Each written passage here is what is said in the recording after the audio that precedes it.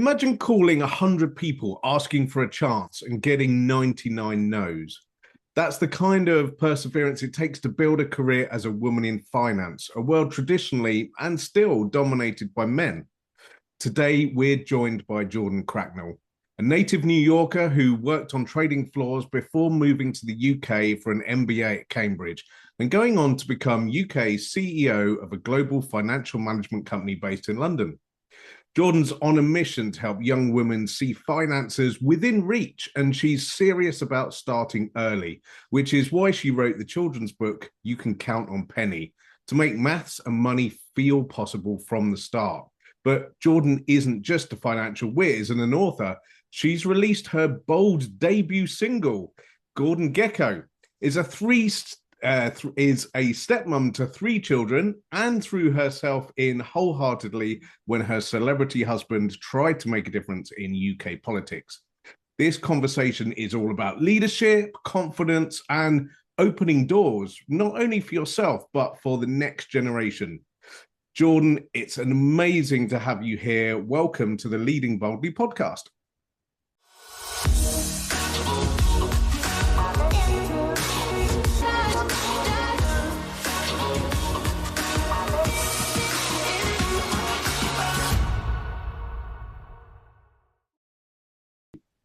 Thank you so much for that wonderful introduction. That was really very nice of you to frame it that way. I'm so excited to be here today to talk about all those things, including the music video, which I didn't know. I loved it. Okay. I absolutely loved it. I was laughing away yesterday, and I said to Matt, "You have to come and watch this. It's absolutely brilliant." Yeah. So yeah, it was so good, and we will talk about that. But we'll definitely put a link to it in the show notes. So if you want to see it, scroll down and grab the link. But I just want to tell you about the most hilarious thing that happened about 5 minutes before we came on the show. I was sat at my desk and I just burst out laughing and went, "Oh my God." I said, "Matt, I literally just calculated on a calculator what 7 times 52 was for how many days a year you'll post." Oh, it's okay. We've all had those moments.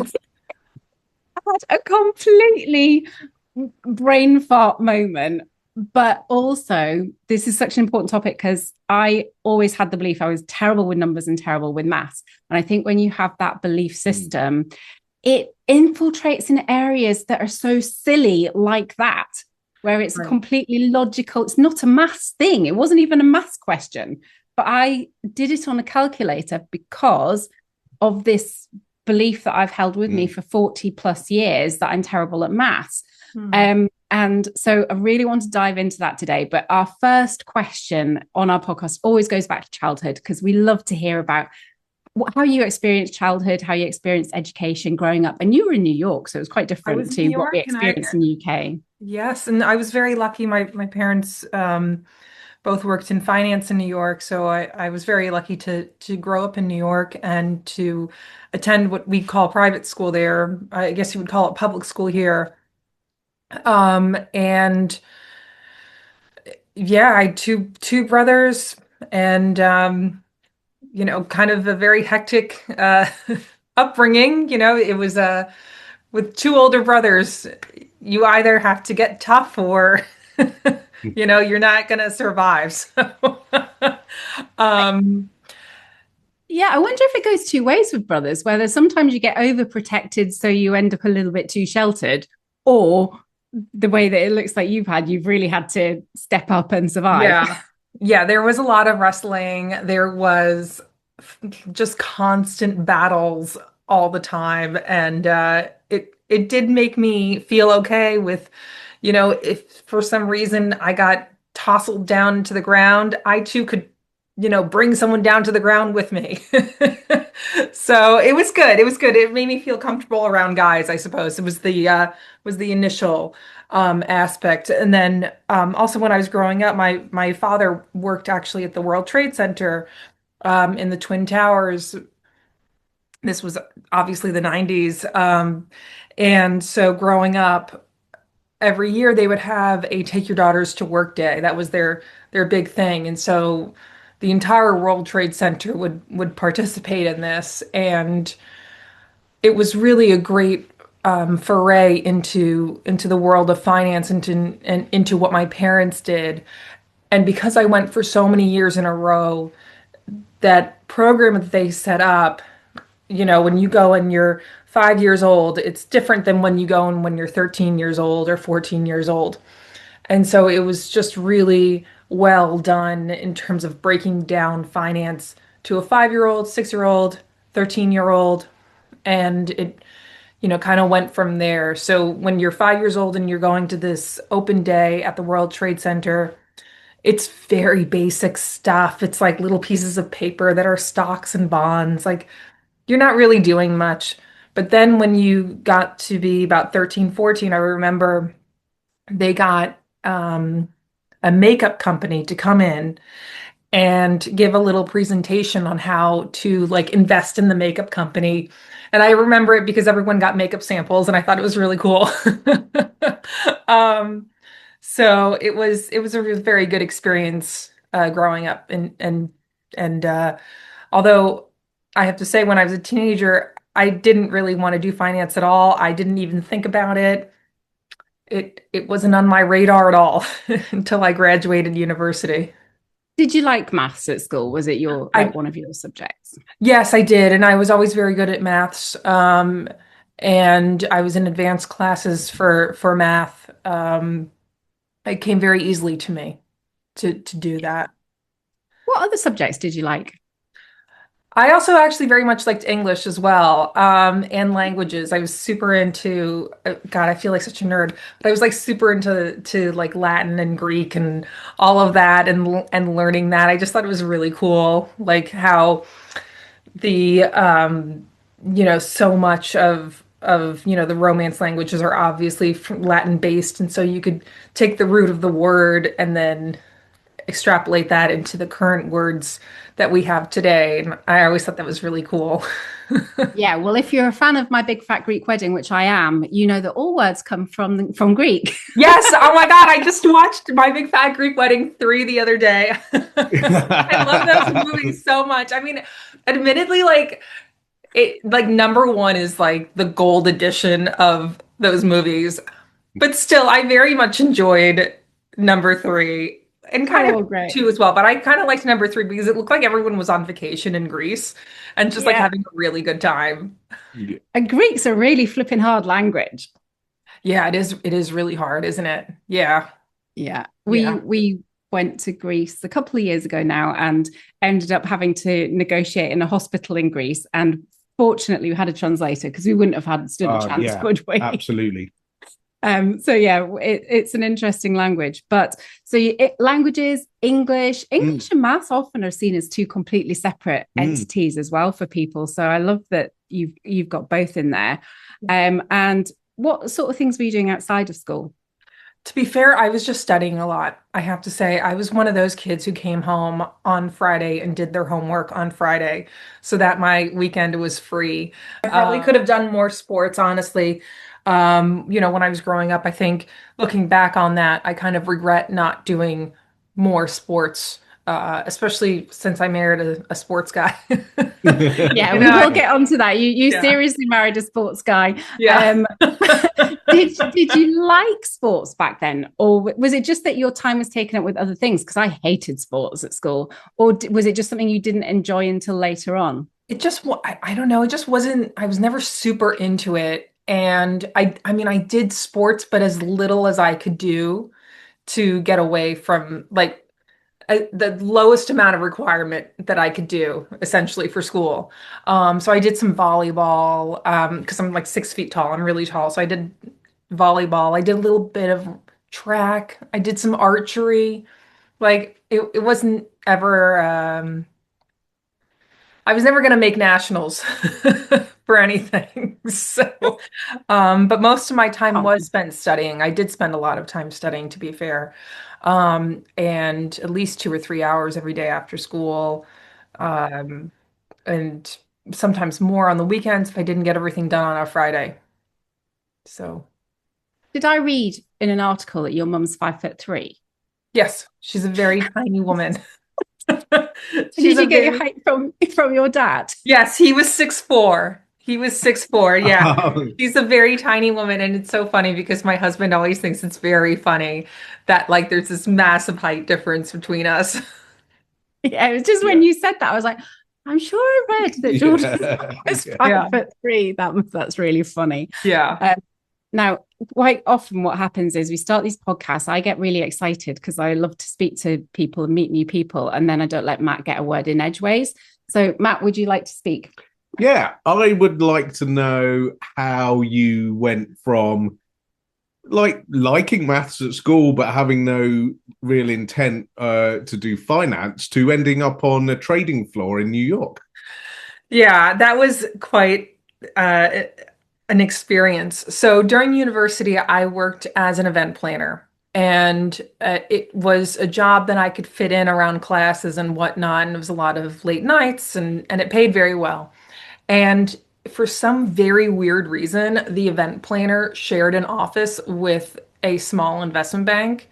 Like they rented an office together. It was a very like weird setup for New York City office space.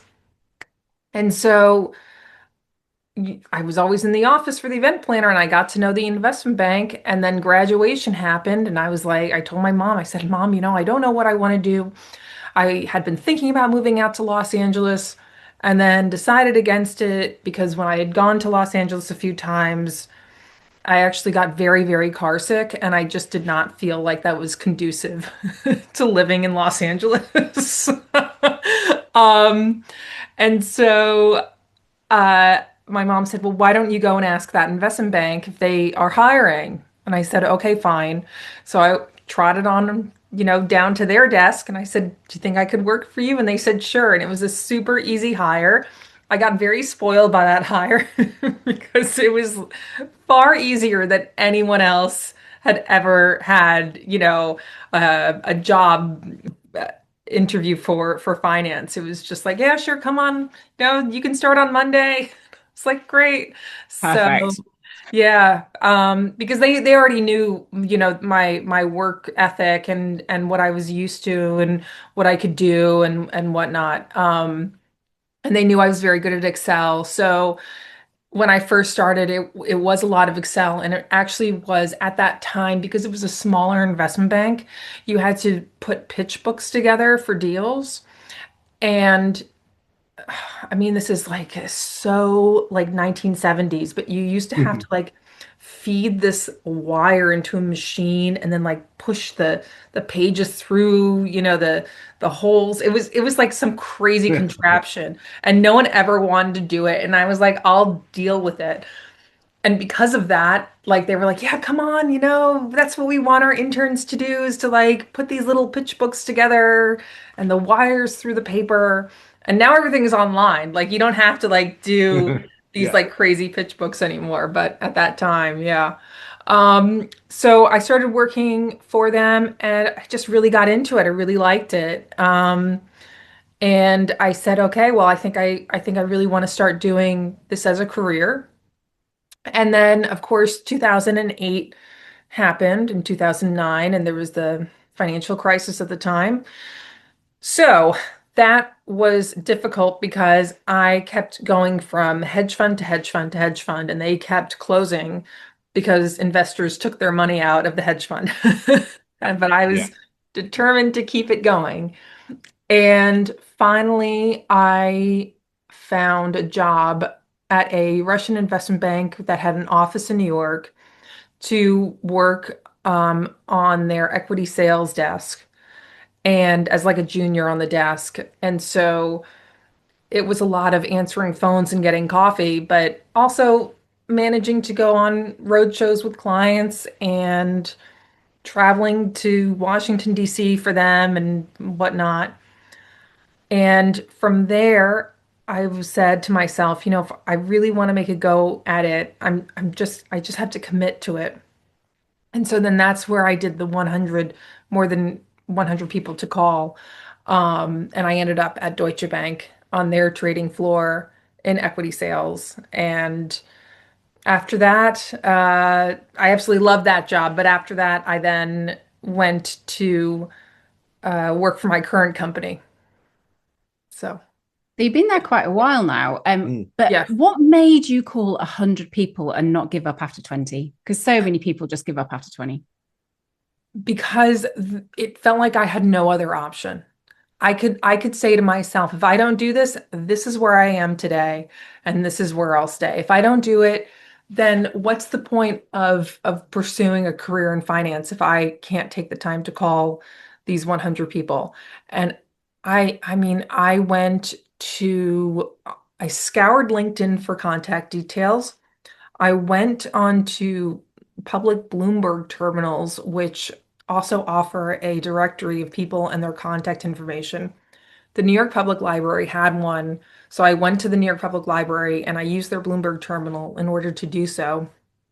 And I just kept adding to this database of mine in Excel on my Google Docs and just kept calling these people. And then finally, I called this one man and he said, I don't have any jobs for you, but if you call this person, they might be able to help you. And I called that person and that person said, yep, we're hiring. Come on in for an interview. And then 2 weeks later, I had the job at Deutsche Bank. It's not always the most direct that you think it is it? No, no. Sometimes it's that sidestep. It's not necessarily the person you call, it's the sidestep. Yeah, and he was very off the cuff when he said it. Well, I don't have this, I don't have a job, but maybe if you call here. Like he wasn't even expecting anything himself. Like he just threw it out there. Yeah. No. And what did you learn from doing that? I learned what it would take to succeed, and I got very comfortable with that discomfort of not currently being in the position I wanted to be. So I felt good about I, I guess I feel more secure about the whole thing, and I feel like I can rely on myself if I'm in a tough spot, that I know that I can push through to the other side. Whereas Mm. before, I didn't have that same kind of confidence. Yeah. What point did you come to the UK? 2018. So I was working for my current company in New York, and they very kindly offered to pay for my master's degrees. So I actually have two. I have a master's in finance and my MBA. And I said, well, I haven't really spent a lot of time in Europe. Let me go to Europe. Let me let me experience, that part of the world. And so I visited a bunch of universities in Europe, and I really liked Cambridge. I really liked the community there. And I said, okay, well, I'm going to apply and I'm going to see how this goes.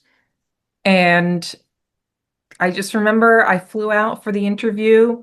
I had a really great conversation with the people there. And then about 2 weeks later, I got the acceptance and I was like, this is great. I'm going to go to Europe. So I packed up all my bags, said goodbye to my cats, for a year. And yeah, about like 2 weeks later, I met my husband. Let's introduce your husband to the story because we don't want to focus so much on the husband because we do want to talk about girl math and your missions and everything, but he's really relevant to this story and he's very much loved in the UK. So let's introduce him.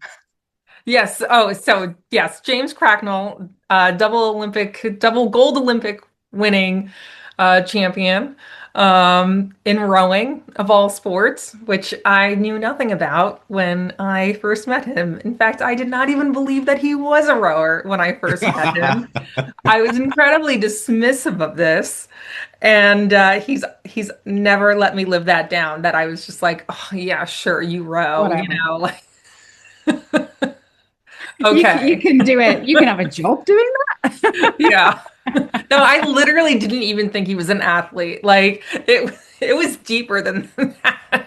I was like, you're not an athlete. You But just this play around comes with in, boats. Like, that's yeah. not athletics. Like, But like again, I did not really do sports growing up. So it kind of ties into well, of course, like why would I even know what an athlete, like a professional athlete even looks like?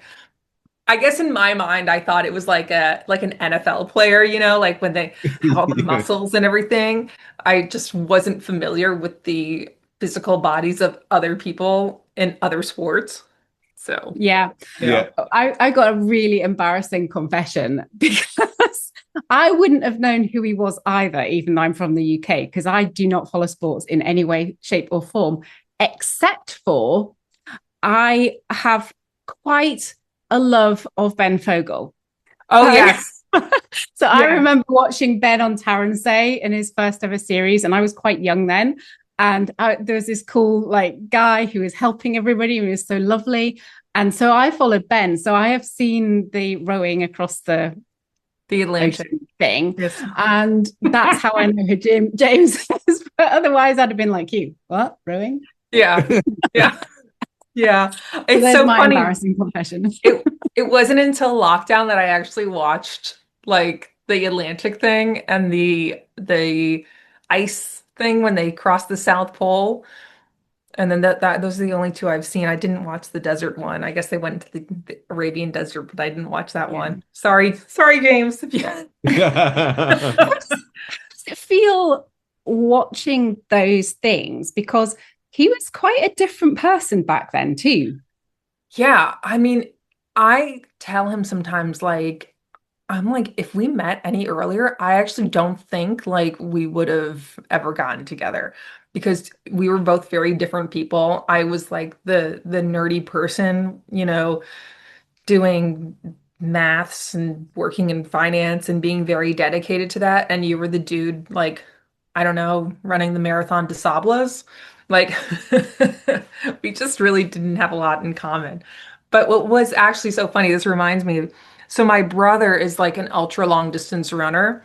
And so when I told him about James, my brother was like, "Oh my God, I know him. He runs like the Marathon des Sables. I watched his whole documentary." And he was like, "That is so cool." And I was like, "Oh, I didn't even watch it yet, but okay." But he like this whole Marathon des Sables thing is like super big, I guess, for runners. So the But family were brought in pretty quickly. That's yeah. nice. Yeah.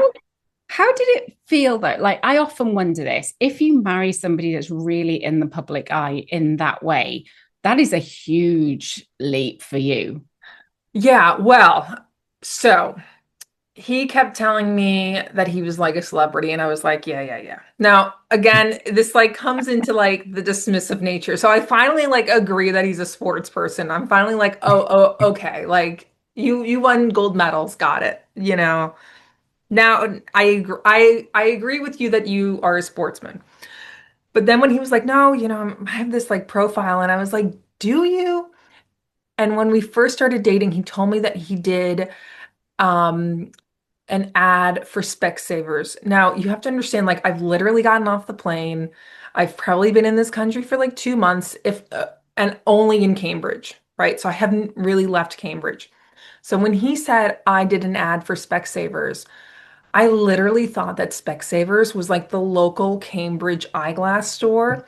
And I was like, okay, you did an eyeglass ad for the local, store. Sure, you have a profile. And it wasn't until like, I don't know, 2 more months after that that I started seeing Specsavers all over the country. And I was just like, oh God, no, it's like a global or like a national brand. This is not like a Cambridge Yeah. store. Like, I just love how he was campaigning you the whole time, and you're going, no, yeah. not interested. I am not Googling you. Yeah. Yeah, no, I see, I did end up Googling him, but it just like it, you can read about something, but it felt like sometimes like if you don't see it, you don't believe it.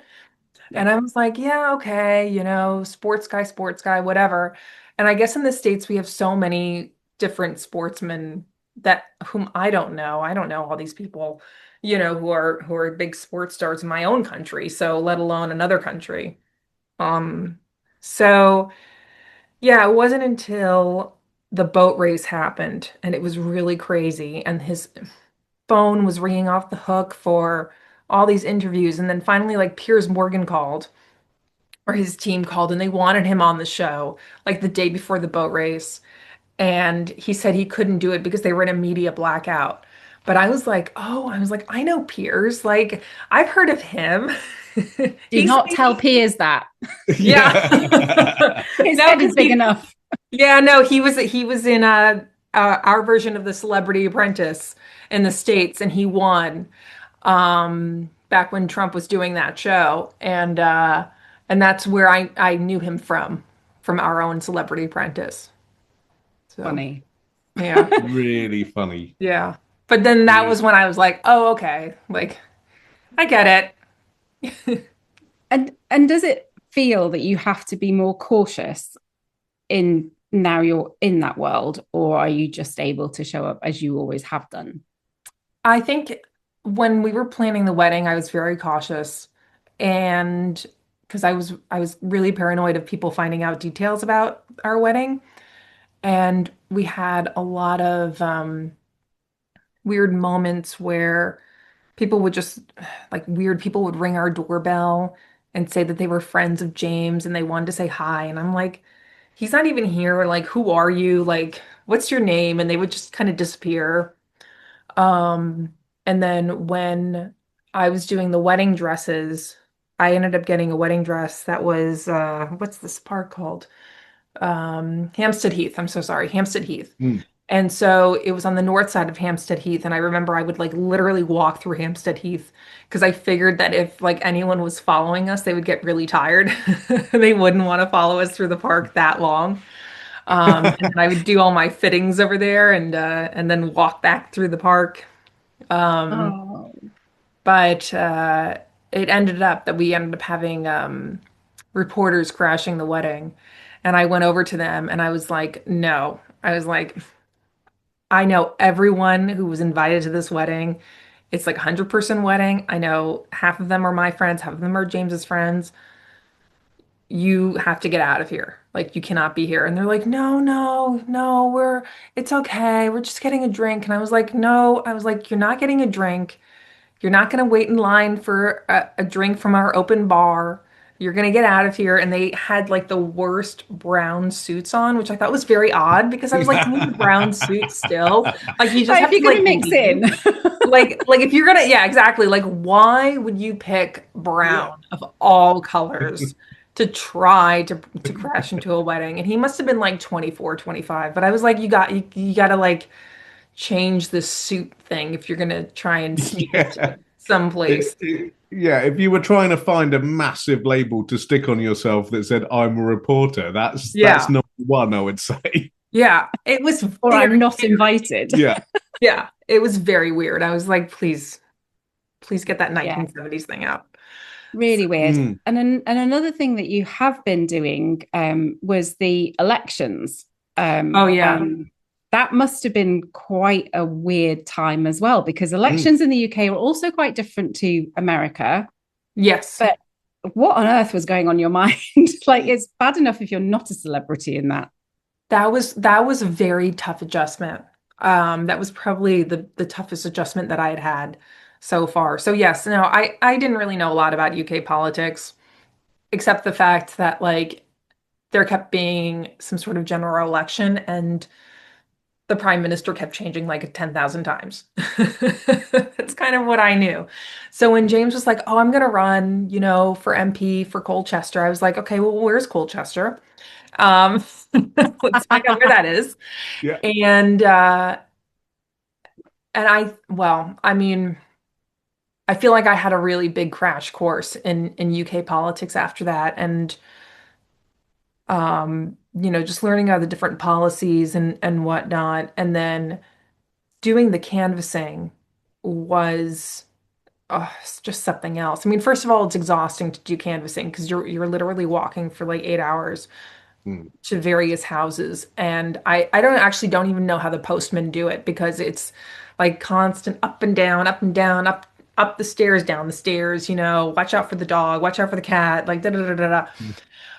Um, and then of course it's listening to people when you ring their doorbells and trying to answer their questions. Although frankly, I would just hand someone a flyer and then say, if you have any questions, just talk to my husband. He's right there.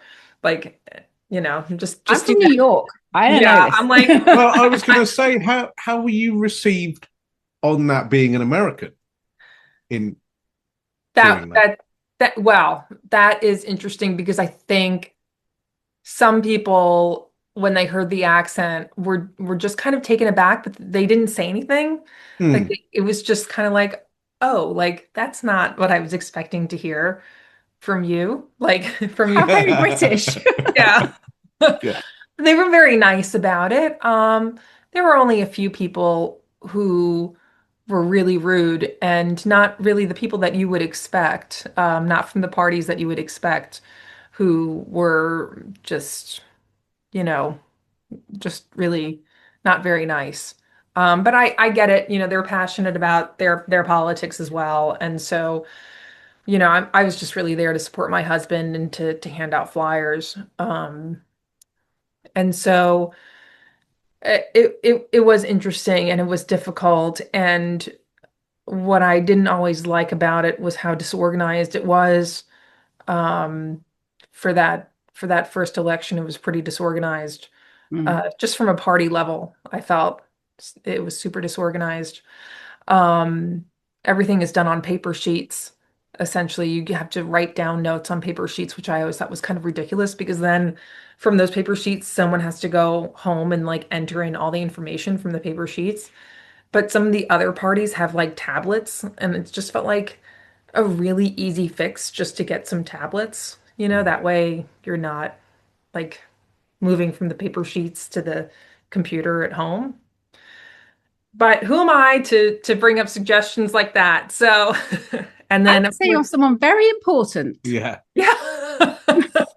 Um, and and then there were some policy issues that I remember I didn't agree with at all. And I said to James, I said, you can't put this on your flyer. Like you just can't. Like this is really you can't say this. Like, and I just remember that caused some issues as well.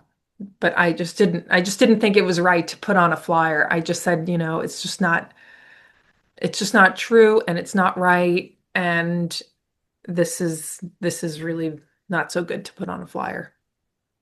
I really love that you said that, and I think that having that conscience is sometimes what can be missing in politics, is having the person that will stand behind the scenes and say, you can't say this, it's Yeah. not even true. So I think it's brilliant that that James had your support in the way he did, with complete lack of knowledge, but you going, yep, and then you reading stuff and going, actually this doesn't really sit well with me, and being able to have those conversations is so important.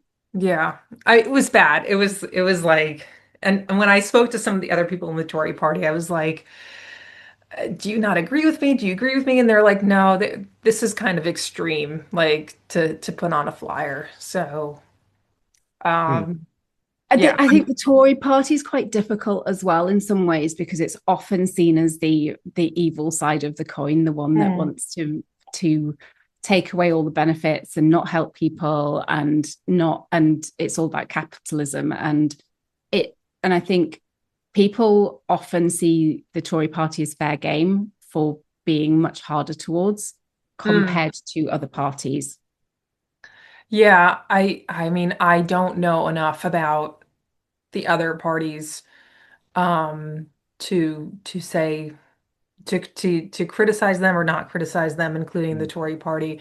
I had a friend, actually, my friend's husband was ended up running for the Green Party, so I always had some very good conversations with them. And then actually, over the course of the election, you do meet the other parties and the other people in the parties because you're kind of canvassing in the same area, and so you're like, oh, it's Bob, from the Lib Dems, like, hey, And so I always tried to be very friendly with all the parties, including Reform as well, who were quite big in Essex, and I just always tried to keep it very civil with all the parties from the Green Party to Reform, at all these public town halls that we were at. So, I was on the radio the day after the general election, and what I found really fascinating was that there were three women on the panel. So there was me and two other women. During the break, we realized we had all voted for completely different parties, Yeah. and all for the same reason. Oh, isn't that interesting?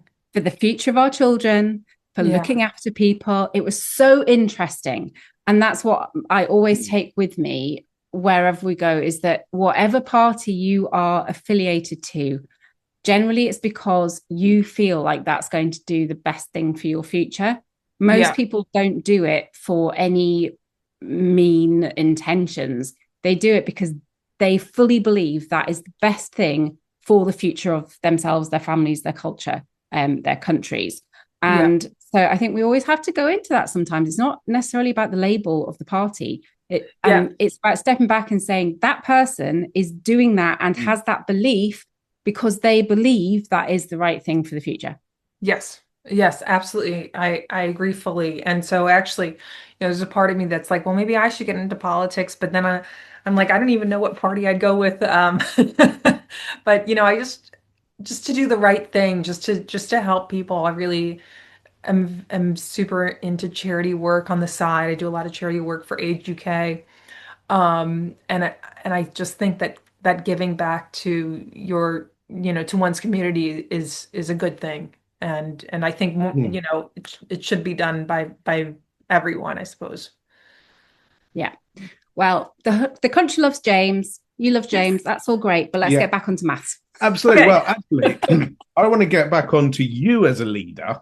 Yes. And I'm fascinated to know. It's very stereotypical, but in the UK here, we have quite sort of fixed ideas about what New York life is like. It's all about that hustle. It's the city that never sleeps. It's grind. It's confidence. It's all the rest of it.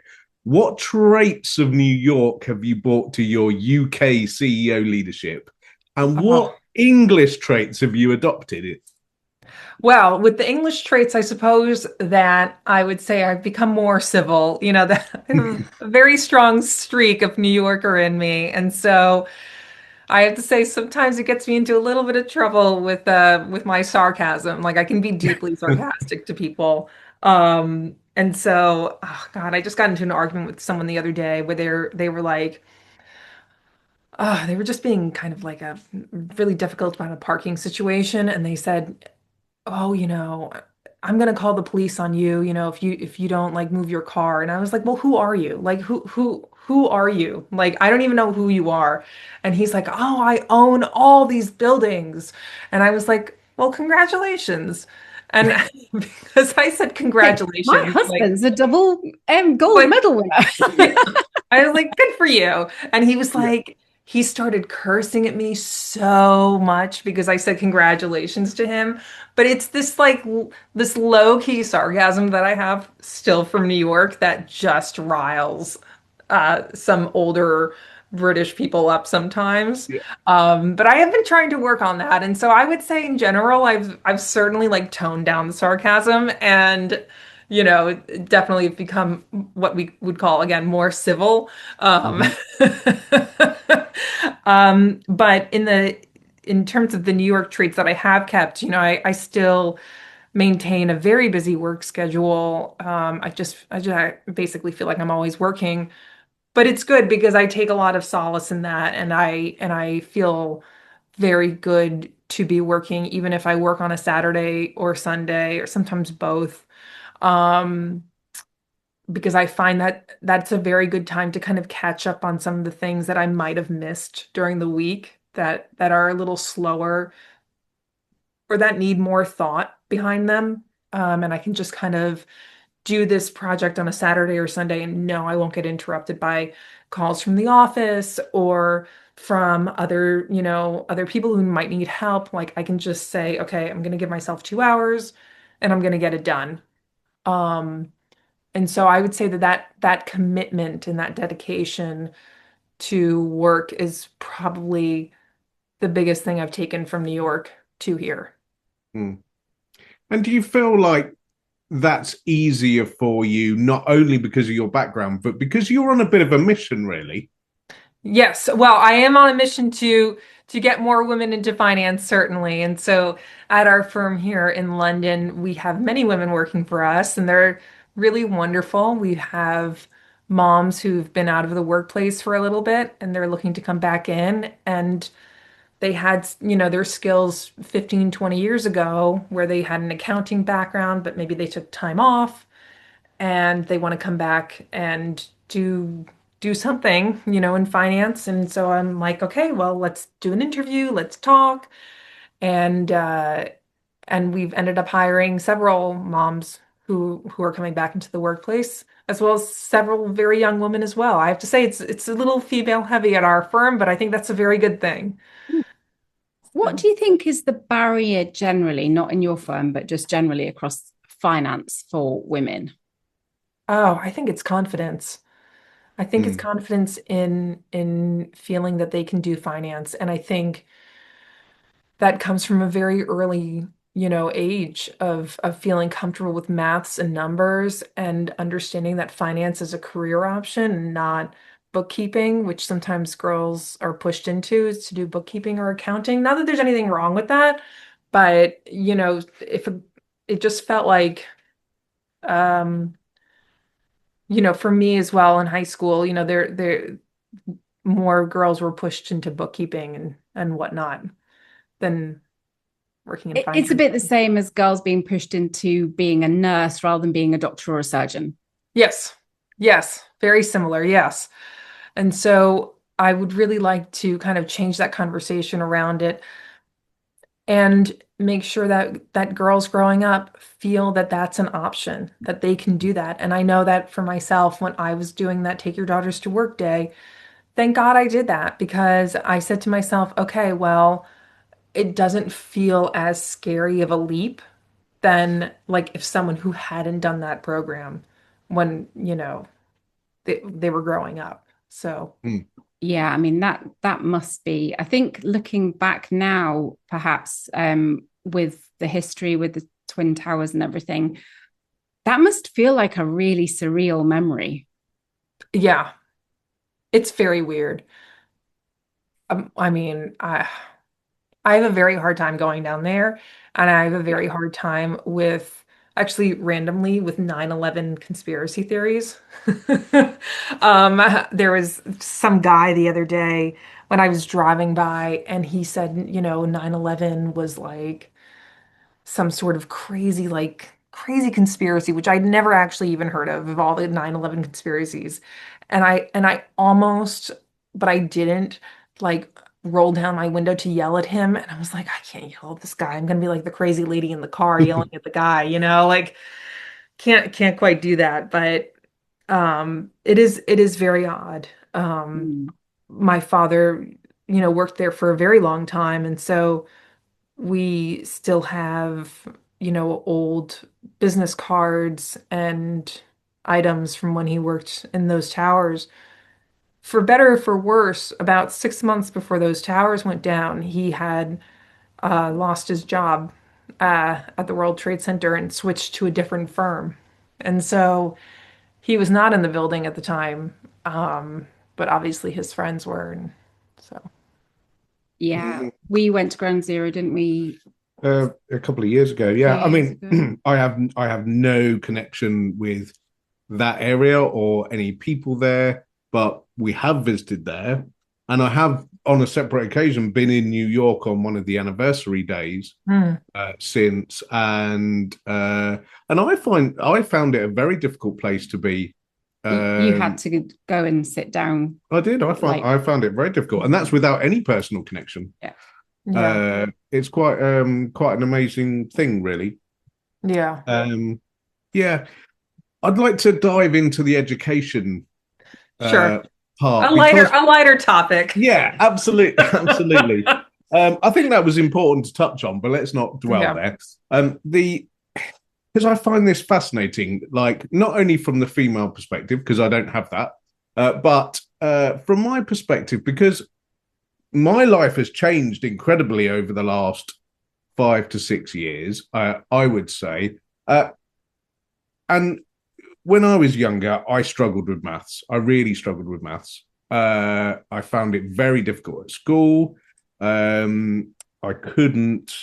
I. It's possible that I have the sort of number version of dyslexia. I can't remember right now what it's called.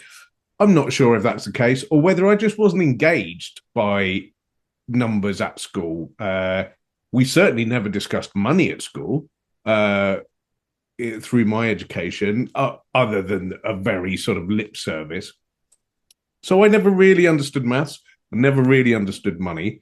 And then my sort of change started a few years ago, helping my daughter through her maths homework. And to me, things were explained to her in such a better way than they were to me at the time. I actually started to learn some basic concepts through doing homework with her and going, oh, that's what that meant all those years ago. Now I get it. But not only that, we've done quite a lot of training, Jenny and I, over the last few years in things like financial mindset, investing, trading, some courses on trading, things which I knew nothing about, absolutely nothing about. And now I follow CNBC pretty much every day. I do some very hobby level day trading on the Dow Jones. And I'm fascinated by it, absolutely fascinated by it. It's taken over 40 years. But that's taken, it wasn't until I got into my 40s that I was able to access the education and things that appealed to me. And I think, had I had a better education around maths and money, I can see that investment banking actually would have been a path that was quite interesting to me, knowing what I know now. But at the time when I was at school, investment banking was something that other people did. Yeah. And actually, I don't even know anyone in my school who would ever have even considered it. No. Yeah. It's, well, first of all, I'm very glad it's changed. And that is a great improvement. And I'm sure in the States, it's also changed from kind of pushing girls into bookkeeping a little bit more than other things like investment banking. But that is why I think it's important for outside of school for people to talk to girls about math and what you can do with math after that. Like, you don't have to go into finance if you don't want to. You can go into science. You can be a doctor if you want to do that. There's a lot of math and obviously chemistry and physics and whatnot. And there's some really great career paths with that. I just feel like it needs to be talked about more in schools, and certainly the budgeting as well. This is a basic skill. I think everyone should know how to have a budget for their home and for their house. And it shouldn't be something where we're just letting kids leave school and they don't know how to do basic finances for their own day-to-day lives. And so it is very hard to teach that, I feel, as you get older. It's something that should probably be started when they're 5 or 6. Just even in the curriculum for school, maybe just have like a little like fake store or something. I'm not really, these are just suggestions and whatnot, but it can't be that people just graduate school and they go out into the world and they start earning money from their first paycheck. And they say, oh, well, I have 200 pounds. I'm going to go on TikTok and, buy stuff from TikTok. Oh, wait, I don't have enough money to go out with my friends to have a beer. And it's like, well, you spent the money on TikTok stuff, so you're not going to have money for beer. And it shouldn't be a surprise. Like, Yeah. I had exactly that conversation with my 19-year-old daughter, who is paying for her whole life. Like, she's got a job, she's got a flat, which at 19 she's renting a room and all the rest of it. But she messaged me at Christmas saying, Mum, I've kind of gone out of budget, and do I have this money? And I was like, yes, there's money available, but how much do you need? It was like tumbleweed, no answer. So a few days later, I was like, so did you need money or not need money? Like, we need to know what your bills are, what you're expecting to pay after that. Like, I'm not going to just transfer you money when you don't know what you actually need. Again, no answer. And so this went on. And then eventually my other daughter said, you do know she's getting loads of tattoos this week. And I was like, Oh gosh. this is a money choices issue. So then we have the conversation about money choices. Money and I think choices, they're conversations that we have now because we've done some training on it. But lots of families don't know to have we didn't speak about money in a home at all, really.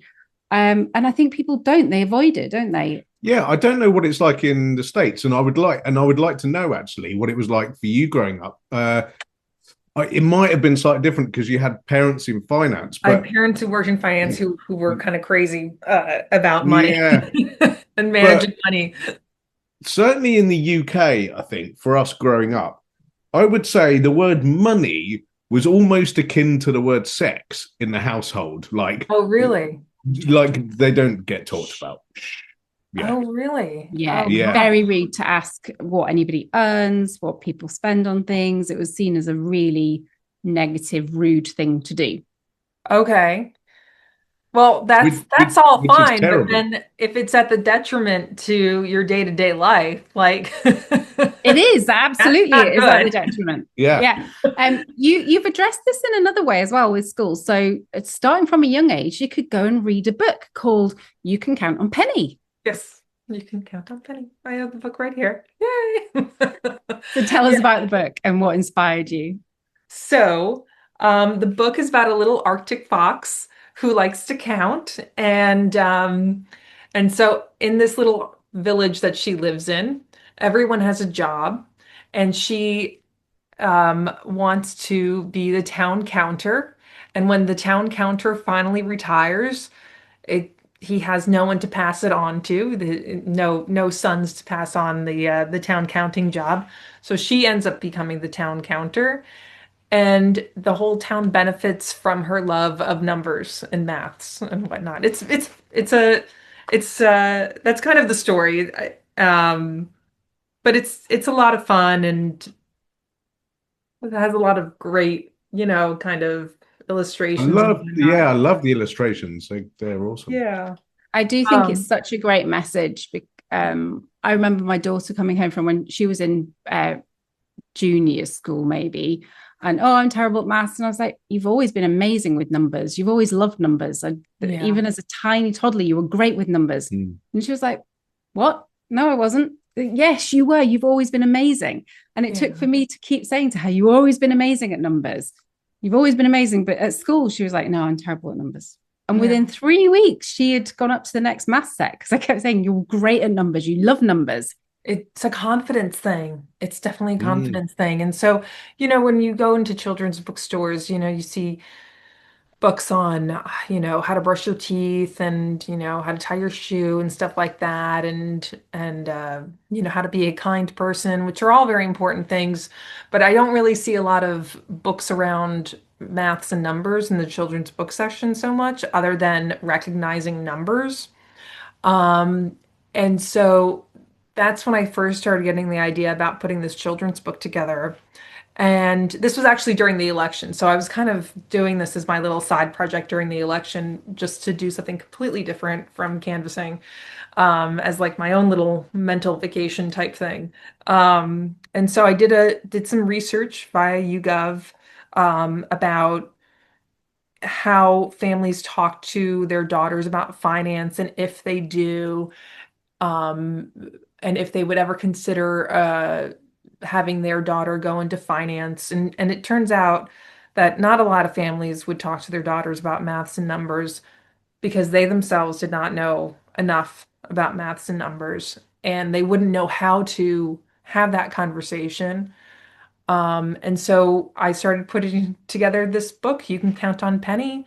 I found an illustrator, and I wrote a rough draft, and then rewrote that draft with the help of friends and family, kind of editing my work, and put it all together and self-published it on Amazon. So it was it was a really fun thing to kind of put together and to finally see Penny come to life.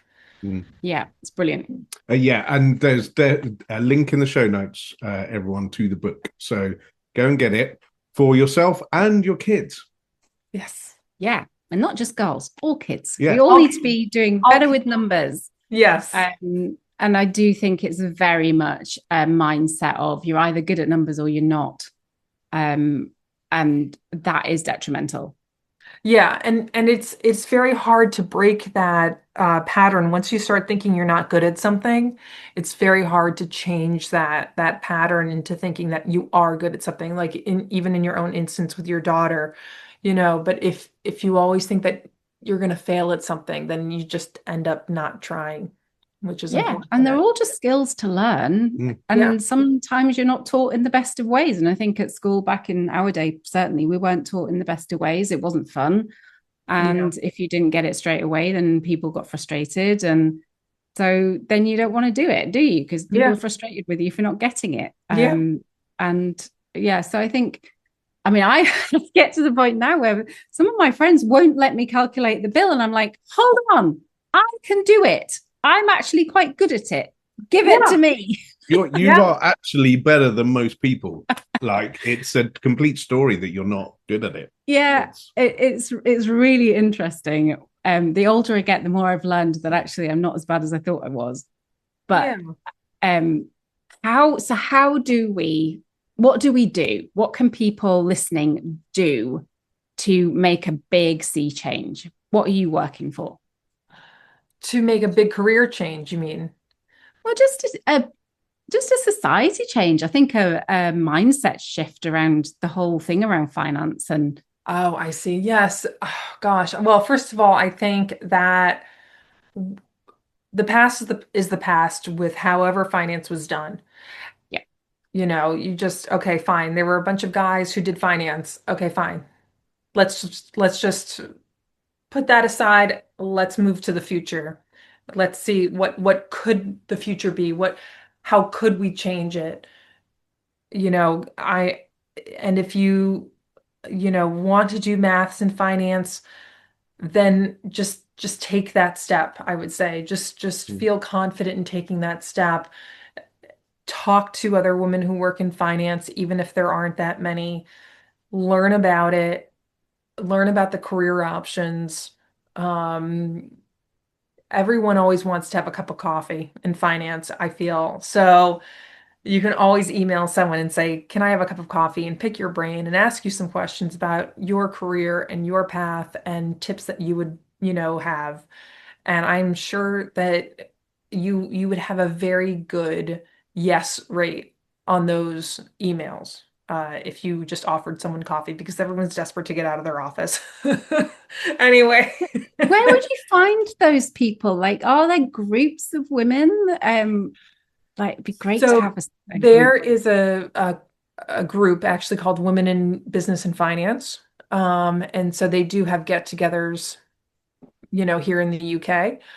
You can also go on LinkedIn as well and just look for, women in finance. And if you have any idea of what kind of career you're looking for, you can put that in as well. If you were interested in being a bond trader, for instance, you could just type in bond trader and some woman would show up. Um, I really would feel, I guess my best advice is to feel comfortable with feeling uncomfortable and then just kind of putting that aside, you know? That's good the world over. That's our constant message. Get out your comfort zone because you're not going to move if you don't. What would 15 and 16-year-old girls like? What could they do? What could they do? So that is a very good question because investment banks are now starting to put programs together for teenage girls around that age, which they certainly did not have even 10 years ago. So if there was a way for that 15 or 16-year-old girl to apply to some of these programs, some of them are like a week-long programs during school breaks, um, then I would do so. I think that would be a really great opportunity to get exposed to the world of finance that way. What is the lifestyle like? What are they aspiring to? If you're a woman in finance, what kind of life are they looking at? Okay. Admittedly, it's a lot of hours. I'm not gonna lie about that. It's it's kind of crazy. Like I definitely worked 12-hour days throughout my 20s. Um, Would you you have know, liked it and enjoyed it as much as if it hadn't been that? the only time I didn't like it, actually, ironically, was in New York when it was, gosh, we would call it 0 degrees Fahrenheit. So it was definitely like, I guess, -32 or so. Or I don't know. I don't know how it is. I'm so Cold. bad, and someone's going to call me out on the Celsius Fahrenheit conversions. And Oh, I'm I the wouldn't have a Celsius clue. Fahrenheit Very conversions. cold. It was Yeah. very cold. And I just remember going to the office at like 6:30 in the morning, like, and I was like, what am I doing? And it was this cold streak that like lasted a whole week and everything was frozen. And I was like, why? Why am I doing this? Why am I not home in bed? It's so cold. And that was the really the only time when I had like the existential dread of working in finance. And there's so many jobs like that. You can be a cleaner and work for 12 hours a day. There's so you Yeah, can, you Yeah. can be thin man out on the street at 4 o'clock in the morning because you've got to clear things away. So I think there's a misnomer around that young people don't want to work hard. And I think actually a lot of them still really do. I think they really do, and I think it's actually very hard to find jobs in the UK right now. Yeah. I think you know, there's a lot of young people who want to work, and they're sending out job applications, they're trying to get jobs. The competition is very fierce for jobs right now. And so people are forced to take part-time work and try to piece together schedules for themselves that do work. And it's unfortunate that that is kind of happening right now. Mm. So other than the long hours, what kind of lifestyle does being in finance give you? Oh, well, what I did like about it was the paycheck. It did pay very well, and it did feel like although it was very hard work, I felt that it was gave me job security going forward. So even if I didn't keep that job in particular, I still had that base to go off of. I Mm. still had, I could always say, oh, I've done this or I've done that. Maybe I want to work somewhere else, on a better schedule, and that would be okay. That would be fine as well. It gave me options, I guess, is the best way to say that. Um, And there's a lot of very nice people who work in finance, although sometimes you might think otherwise, but there are a lot of nice, regular people who just, kind of want to get through the day and do their job and get home to their wife and kids or the dog or whoever. Yeah, we know lots of financial advisors through networking, and they're always really nice people. Mm. Yeah. I think there's so many stereotypes in all different industries, and most of the time, people are just people. Yeah. I mean, there were a few times where there were, guys getting into fights on the trading floor, but that really doesn't happen. And they were very like it hadn't they just really keep it between themselves. So Yeah, so a lot of people probably think of Wolf on Wall Street, which brings us Oh on to your yeah. music Oh career. my God, the music. Yes, yeah. So, oh my God. Yeah. First of all, finance is not really like The Wolf of Wall Street. That was a very good movie. Um yeah, so I was at a cabaret show for if you watch The Real Housewives of New York at all, do you watch the show? No, but I know the kind of, Yeah. yeah. So there was a real housewife who was on the show, and then she did a cabaret show. And so I went to the cabaret show, and Luann, Countess Luann. Countess Luann is not the most amazing singer, but she has a lot of zest. And so she went out onto that stage and she was working that stage and she was singing and she was dancing and it was a little off key, but it was just like she was really, going for it. And I came away from that and I was like, wow, she really went for that. That was great. Like that was so much fun. And, everyone's, dancing and whatnot and having a great time. And I said to myself, I could do a song. Maybe I could do a song. If, I'm not like the world's best singer, but I feel like I could do a song. And I think, I'd like to do a song about finance. And there was at the time that I'm looking for a man in finance song that had come out. And I was like, oh, I want to do something like that. So I found a music producer, Tom, and his partner, Ronnie, who is a songwriter and a singer. And so I went over to their house and we sat down and had a really great session where we put this song together and wrote out the lyrics and um, recorded a demo. And then 2 weeks later, I went back after practicing the song to do the final recording. And uh, so then I had the song, and I said, "Oh, I think it really needs a music video." So I asked my friend to help with my friend Max to help with the music video.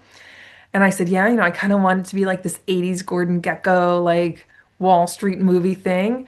And he was like, okay. He's like, but if we're gonna do it, like we really got to go for it. And I was like, okay, fine, we'll really go for it. Like, let's just go crazy. And so I got all these 80s clothes from eBay, which were like cheap as chips, I have to say. Like people were just like getting rid of them. I had my mom's fur coat, like her vintage fur from the 1960s. Um, and yeah, we did that whole music video and then put the song out. And actually, it was kind of an interesting experiment because the music industry is actually it's not super easy to like put a song out and do all the correct paperwork because there's so many different governing bodies. Um, but so that was kind of a learning curve, but it was fun. And I have another song coming out in February. So Ooh, Ooh, exclusive. yeah. yeah. So what's the next song? The next song is called Park Avenue Princess. So it's not about finance per se, but it's about a Park Avenue princess. And so it comes out on February 20th. And I'm going to do another music video as well. And yeah, I'm just going to keep doing music until it stops being fun. It's just like a side hobby, you know. I Awesome. love it. So you're a mathematician, an author, a musician. You're married to a celebrity. You've dabbled in UK politics and realized it's a very interesting area. Yes. And you're also a stepmom. So you've got 3 stepchildren. How old are they? 14, 16, and 22. Great ages. Great ages. Yeah. Yeah. They're How great is kids. how is that as a learning curve? Well, in the beginning it was a little difficult because they don't have like a book, for when you like come into being a step parent at like ages 8, 10, and I think 15 at the time. I was like, I don't know what I'm doing. But please don't kill yourselves like accidentally. That was the main goal. I was like, let's just try to be safe. Yep. And then it kind of went from there. But I have a great time with the kids and we do a lot of family dinners together, and go on family trips and spend time with them, go to the parent teacher meetings. I mean, it's full on. It's great. And do you talk about maths and finance? I do. I do. Yeah, they shut down a little bit, but I Honestly, do you know yeah. what? The worst thing is trying to get your own family and kids on board with this stuff. So me and Matt are both step parents.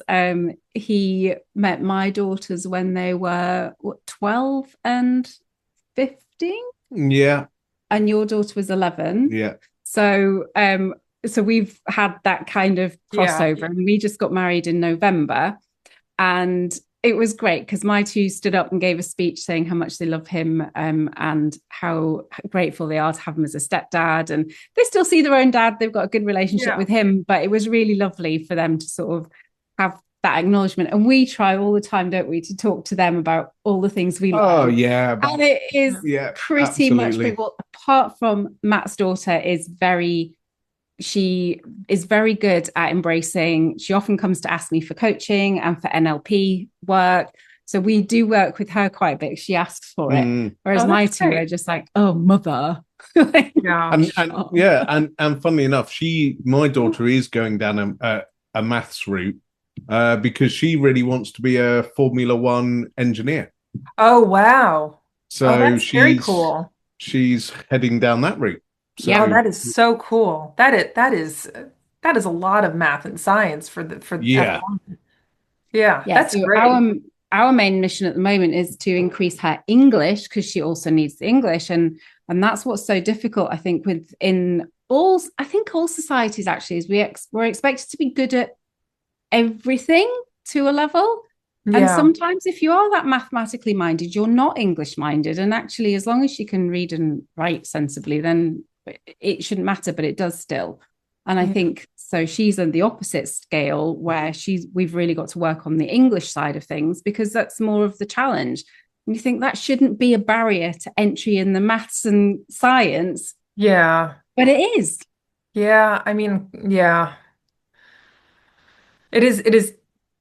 I mean, I get it on one point of view, because if you just do pure math, but you can't express that math in a way that other people can understand, then you're a little, limiting to yourself, I Mm. guess, in a way. Um, But but that that's is, not always based on writing an exam and reading an English paragraph yes, from a book that's completely irrelevant because it was written about 50 years ago or 300 years ago. yes, yeah. No, there's it's a Like, different kind of English. I agree. Yes, yeah.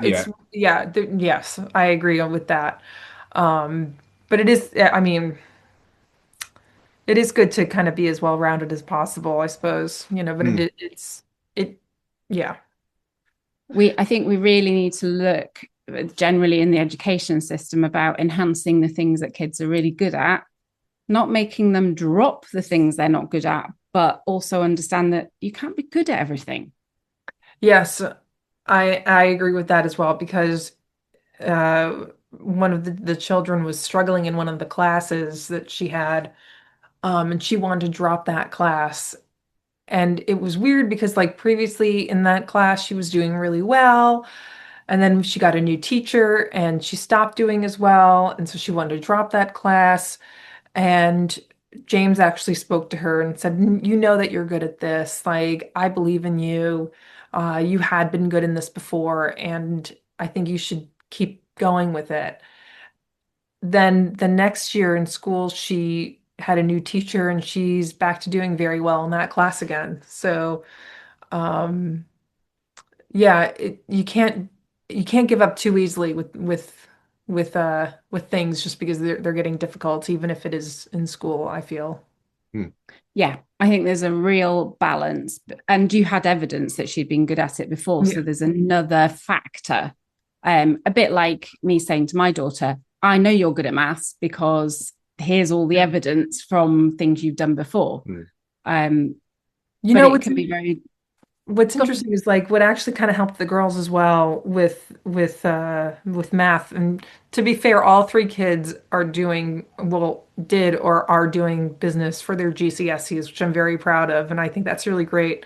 But the girls also started their own Vinted thing where they're selling their clothes on Vinted, and they're actually really good. Like you can go on like the reviews of they have really good reviews from other people about like their fast shipping times, and I'm like, that's just great. Like, Yeah. well done, you guys. So, yeah, it's so good. And I think just as parents, we can always like highlighting those things and say, yeah, you're doing a great job at that. yeah. It doesn't have to be a traditional route. Sometimes it can Mm. be that. Yeah. And even with social media, when my daughter first said she wanted to do social media stuff, I was like, great, that's brilliant. If you're Yeah. going to do it, you really have to do it. Yeah. But fantastic. Whereas lots of parents are like, oh, don't go near social media and don't do this. But Yeah. actually, as long as they do it safely and well, go for it. It's a great avenue. Yeah. Yeah, yeah. Yeah. I think it is a matter of encouraging people uh to do things that maybe you don't feel comfortable doing. There I think it could be very difficult in that, if you say, well, I was never good at this, so my kids won't be good at that. It's not fair to the kid. Like Mm. just let them try it out. Mm. And if they fail, then they fail on their own. It's fine. It's okay. You know. Absolutely. I had to Yeah. stop myself from doing that so often with maths. I really Yeah. had to bite my tongue and stop saying, well, I was terrible at maths, so it's really only wonder you're struggling with maths. That's not really a helpful Yeah. conversation to have. I'm going to put you on the spot now. We're at the start of a new year, and I'd like you to tell us uh, what's one move that women can take this week to take control of their financial future. I would say go onto YouTube. There's so many great resources on YouTube, which I think people are unaware of, and just look at some videos of how to do personal budgeting. And you can just watch the video when you're at home or in bed, before you go to sleep. And I think that would be very helpful and a really great start and free. So, Hmm. Yeah. Yeah, that's amazing. Is there anything we haven't talked about today that you'd like to talk about?